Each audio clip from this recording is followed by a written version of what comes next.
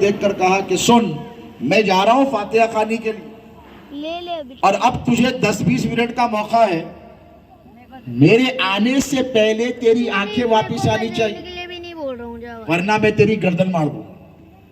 اب بادشاہ نے کہا ہندوستان کے اکھنڈ بھارت کے، تو گھبرا گیا اور چیخیں مار کر کہنے لگا کہ خواجہ جی پہلے آنکھ کا مسئلہ تھا، اب جان کا مسئلہ ہے۔ جو چاہے بولا۔ اس کے بعد اس نے ندامت کے چند آنسو غریب نواز کی چوکھٹ پر بہا دیے اور کہا سرکار اب چاہیے ہی چاہیے، اب ہونا ہی ہونا ہے، اب اگر نہیں دو گے تو یہاں سے اٹھ کے جانے والا نہیں ہوں۔ جو جو دل میں آیا، دل لگا کر، من لگا کر، بھروسے کے ساتھ، کامل اعتماد اور یقین کی منزل میں آ کر سرکار غریب نواز سے استغاثہ اور معروضہ کرنے لگا۔ بادشاہ ادھر پلٹ کر آیا، اس اندھے کی آنکھیں واپس آ گئی۔ سبحان اللہ، نعرہ تکبیر، نعرہ رسالت، ایک نعرہ حیدری۔ مانگ تو رہا تھا لیکن مانگنے کا سلیقہ نہیں۔ غوث پاک کو پکارنے والے تو بہت ہیں، غوث کا دامن نہیں چھوڑیں گے۔ شہزادے غوث اعظم فرماتے تھے ارے پہلے پکڑ تو لے، پہلے پکڑ تو لے، پکڑا کس نے؟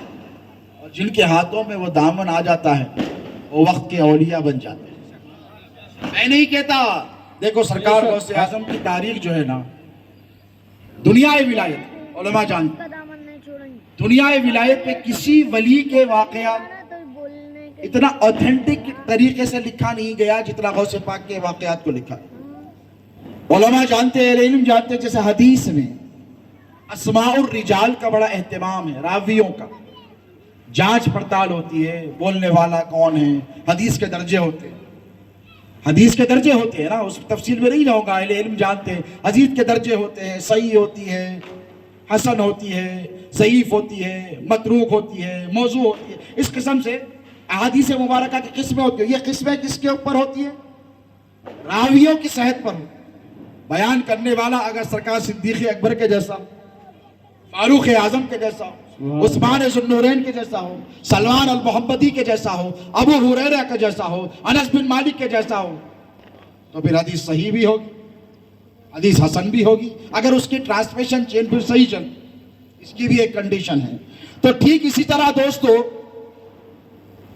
اولیاء اللہ میں جب اولیاء نے غوث اعظم کے حالات لکھے تو ٹھیک وہی طریقے کو اپنایا جو محدثین نے حدیث لکھنے میں اپنایا۔ سبحان اللہ، سبحان اللہ۔ تو غوث پاک کے کہے ہوئے واقعات، بتائے ہوئے کرامات پر اعتراض کرنے والا جاہل ہی ہو سکتا۔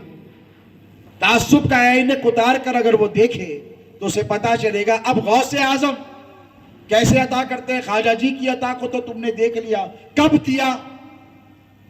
جب بھروسے سے مانگا۔ یہ جب جالی کی نماز یا پھر دے دے نہیں، مانگو، یقین کے ساتھ مانگو، ان کے خزانوں میں کوئی کمی نہیں ہے۔ حضور پیران پیر غوث اعظم دستگیر کی بارگاہ میں چور آ گئے۔ میں آپ آئے نا، لوگ بولتے کیا ملتا؟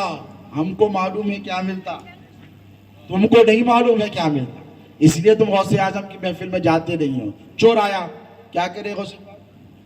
مارے، ڈنڈے کھلائے۔ اگر ہم